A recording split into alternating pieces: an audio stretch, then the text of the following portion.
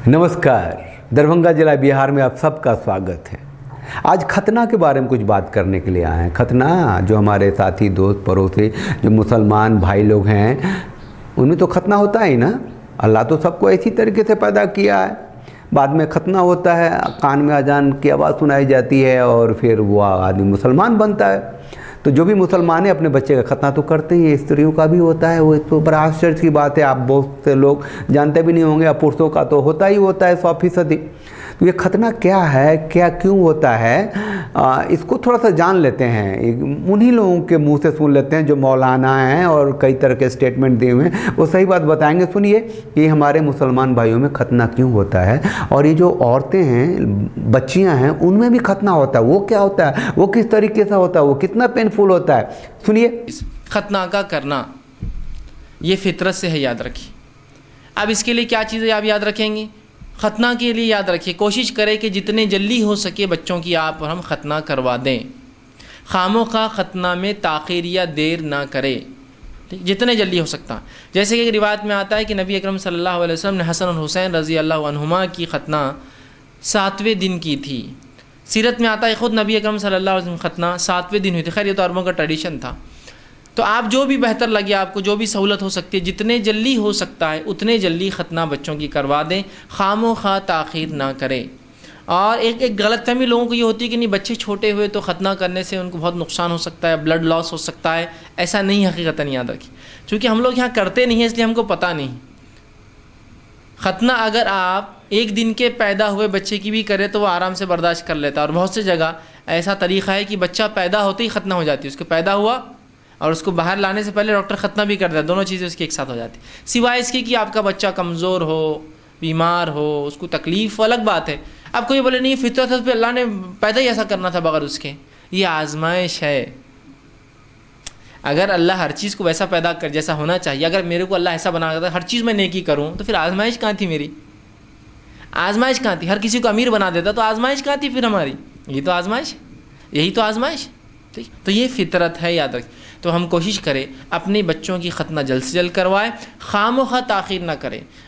हाँ, ये भी हो सकता है कि आप बच्चों की खतना 7वें दिन करें, पहले दिन करें, 2 महीने बाद करें, 3 महीने बाद करें, साल भर बाद करें, लेकिन कम से कम बालिग होने से पहले कर ले।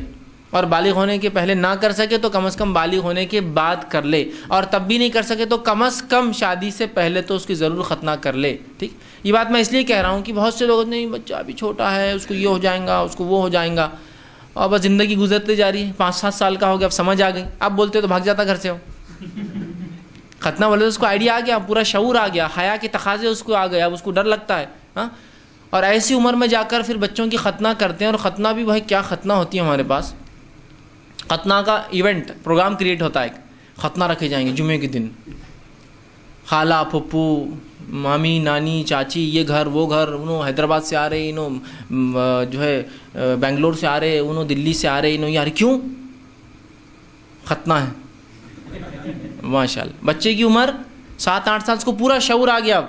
पूरे महल्ले वाले बोले बेटा, उसको समझ नहीं आ रहा क्या हो रहा, लेकिन कुछ तो भी होने वाला, इतना उसको आइडिया है। वो बोल रहा मैं नहीं करने दूंगा, अपन तो आदमी लगा देंगे, ठीक, भाग जाऊँगा घर से, मैं मंसूबे बना रहा हूँ भागने की, क्योंकि उसको शऊर आ गया। एक बच्चे को जिसको शऊर आ गया उसको नंगा करेंगे इतने लोगों के ख़ानदान के सामने, तो क्या आपको लगता है फिर? ठीक।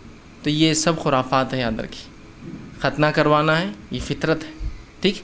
और नबी अकरम सल्लल्लाहु अलैहि वसल्लम फरमाते हैं कि इब्राहीम अलैहिस्सलाम को अल्लाह ने जब हुक्म किया खतना का तो आपकी उम्र 80 साल थी। क्योंकि जब ही हुक्म आया तो आपने 80 साल की उम्र में खतना की। तो इससे ये भी पता चलता है खतना की कोई उम्र नहीं, करवाना तो है। जब कोई शख्स ईमान लाता तो नबी अकरम सल्लल्लाहु अलैहि वसल्लम उस ईमान लाने वाले शख्स को कहते और फरमाते, ये अबू दाऊद की रिवायत है, अलक़ी अन का शारकल कुफ्री वक्ततिन, के आप फरमाते और कहते कुफ्र के वक्त के बाल निकाल दे, मतलब शर्मगाह के बाल वो साफ़ कर और ख़तना करवा।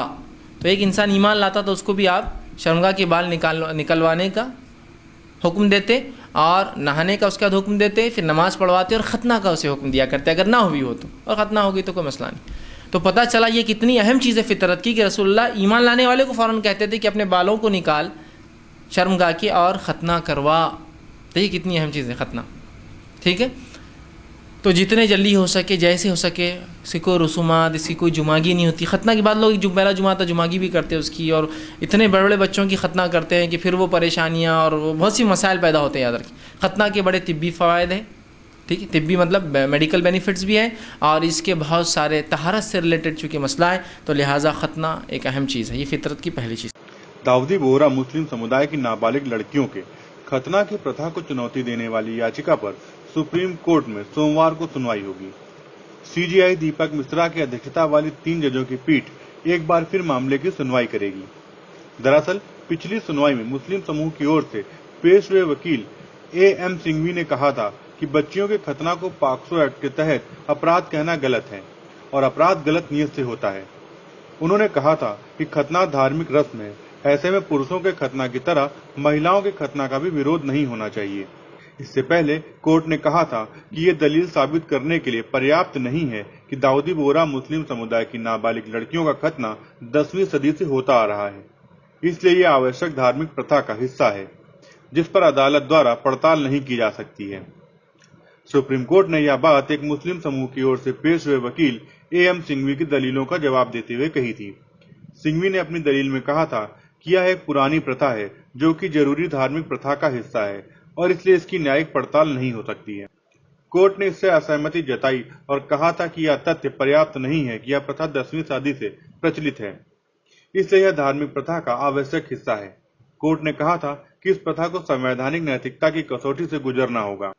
कोर्ट ने कहा था कि यह संविधान के अनुच्छेद 21 का उल्लंघन है क्योंकि इसमें बच्ची का खतना कर उसको आघात पहुंचाया जाता है।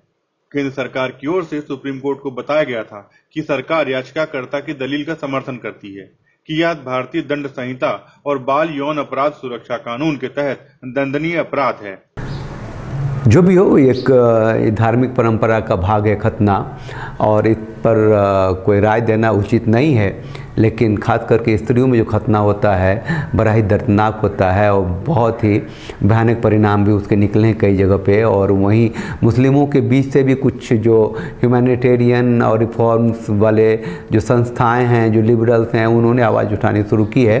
पता नहीं क्या होता है, ये धार्मिक बातें हैं, इसीलिए हमारा ओपिनियन कुछ भी नहीं है। ये एग्जिस्ट जो करता है वो हमने दिखाया है। आप चैनल को लाइक कीजिए, शेयर कीजिए, सब्सक्राइब कीजिए और दरभंगा जिला बिहार के साथ बने रहिए। वो जो है एक बेल आइकन उसको दबा दीजिएगा, तो जब भी हम कुछ बात करने के लिए आएंगे, कुछ इंटरेक्शन के लिए आएंगे, आपको नोटिफिकेशन मिल जाएगा। आज के लिए बस इतना ही। तो मेरे साथ बोलिए भारत माता की जय। जय हिंद, जय मिथिला।